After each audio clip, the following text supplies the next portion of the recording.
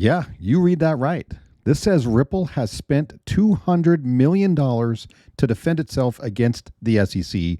That is what the CEO, Brad Garlinghouse, stated earlier today. Let's get into this. So, according to CEO Brad Garlinghouse, Ripple has spent $200 million defending itself in the lawsuit filed by the SEC. Garlinghouse unveiled the number at the Dubai FinTech Summit on May 8th. That was earlier today, this afternoon.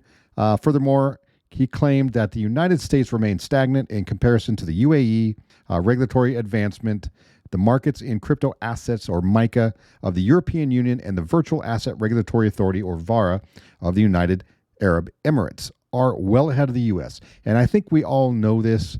This has kind of been a common theme for many, many months now, that the SEC is dragging the U.S. behind most other countries out there who are already putting out their common sense crypto rules or laws or regulations so that everybody can see, and then those that want to play by the rules can, right? And that's what we're looking for here in the U.S. Ripple CEO addresses SEC Chair Gensler. The Ripple CEO also had a message for the SEC Chair, Gary Gensler. Garlinghouse said that it's a problem living in a nation where politics has taken precedence over policy. Garlinghouse counsels aspiring business people. He says, if I were you, I would not start in the United States. He thinks that many American businesses and publicly traded American enterprises would concur, right? And I know that he's said that before, and I think a lot of crypto companies that tried or have been run out of the U.S. Or considering opening up in the U.S. probably have that same sentiment that they don't want to be run out. They go and they talk to the SEC just like they tell them to, like, hey, just come in and talk to us and we'll work it out. And then they don't work it out. What they do is they figure out whatever they're doing wrong and then file an enforcement action against them and sue them and basically try to put them out of business. And that's what the SEC has been doing. So that just shows us obviously the SEC are not good faith actors. Additionally, Garlinghouse was questioned whether the United States needs a clear regulatory framework for cryptocurrencies. He responded that the SEC must comprehend that the great majority of those working in blockchain and cryptocurrencies are good actors. And that's what I'm saying. All of those, and I think this has been brought up before, that a lot of these companies want to play by the rules. They want to understand what those rules are. They can go out and be compliant in the U.S. as a good digital currency company. The SEC filed a lawsuit against Ripple in December 2020, as we all know. The complaint alleges Ripple traded XRP tokens as an unregistered security without authorization. However, Ripple obviously challenges that, saying it doesn't meet the Howey's test of an investment contract. That's one of the main tenets of this lawsuit and of their defense, is that at no time was there an investment contract between XRP holders and Ripple, right? Ripple doesn't owe anything to XRP holders. It makes absolutely no sense.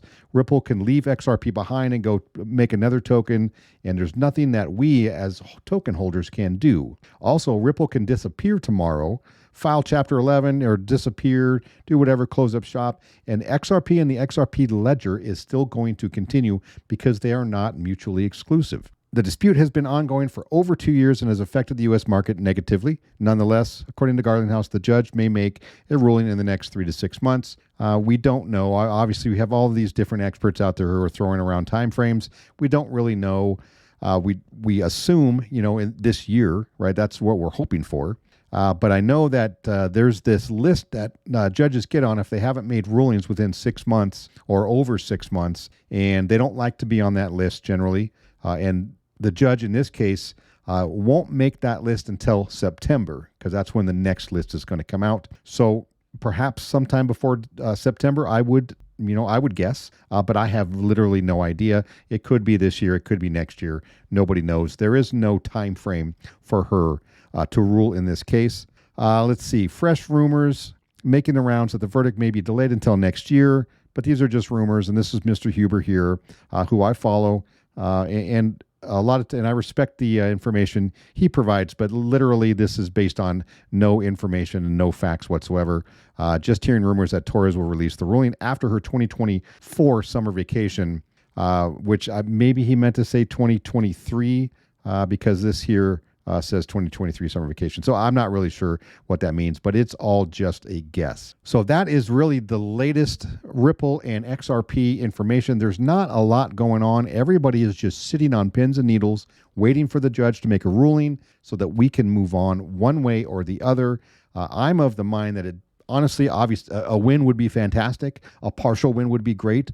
Just the fact that if she comes out and says XRP sold today and sold in the secondary market is definitely not a security and is a commodity. If she makes that type of ruling, then I think we're just fine. Then I'm going to be okay with that. If there's a kind of a negative ruling against Ripple as far as initial sales of XRP maybe being a registered security, maybe it gets kicked on down the road to a trial. And there's many different facets that can happen here. So we're really just looking for the next step in the process, and that is a ruling or maybe a settlement somehow between the SEC and Ripple. So that's the Ripple and XRP news I have for you today.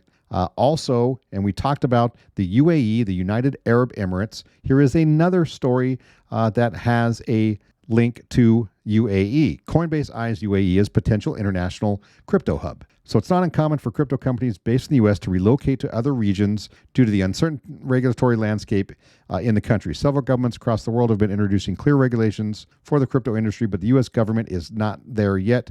Meanwhile, the UAE has been praised for its efforts to regulate the crypto market. This has lured many organizations into the region, and crypto exchange Coinbase could be next in line. Now, why would Coinbase want to move to the UAE, or at least want to open up maybe a secondary location? And I'll tell you why.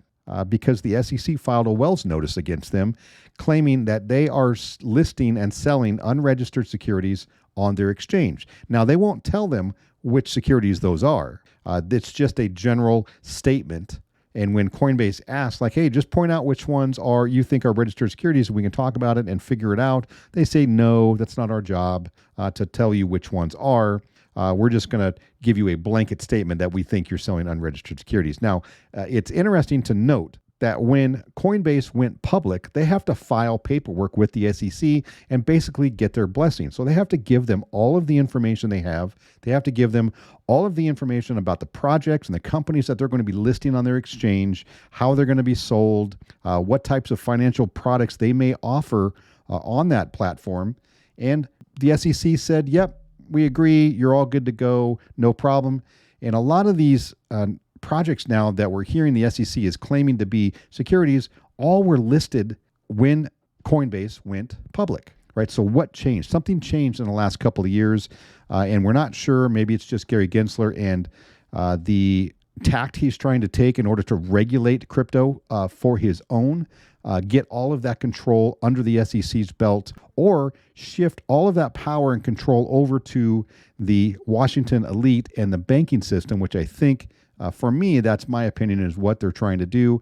They're trying to get the legacy financial system to control crypto the way centralized exchanges and other entities want to control crypto themselves, or be of a decentralized nature, but those kind of things do not work for a government agency.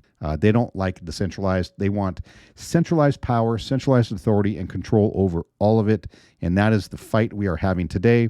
So good for Coinbase for going out there. Hopefully they do land another location outside of the U.S., just in case they need to make that move, close Coinbase operations down in the U.S., and move abroad. I would have no issue with that.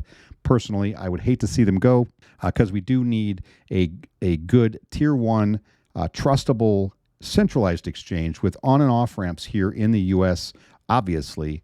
And if they have to go and establish themselves in a different country, then that's going to be problematic for us here in the U.S. It says, additionally, it appears that Coinbase's executive team, along with the CEO and co-founder Brian Armstrong, is currently in the UAE for a series of meetings with policymakers, regulators, founders, and clients. The CEO has also been scheduled to give a keynote address at the Dubai FinTech Summit, which is the one I just talked about where Brad Garlinghouse was there, also not saying very nice things about Gary Gensler and the SEC. So that is the news I've got for you today. Things are moving forward. We're going to get this figured out, I know, at some point, hopefully in the near future, get some rules of the road so that crypto companies can be confident here in the U.S. So with that, I'll see you guys next time.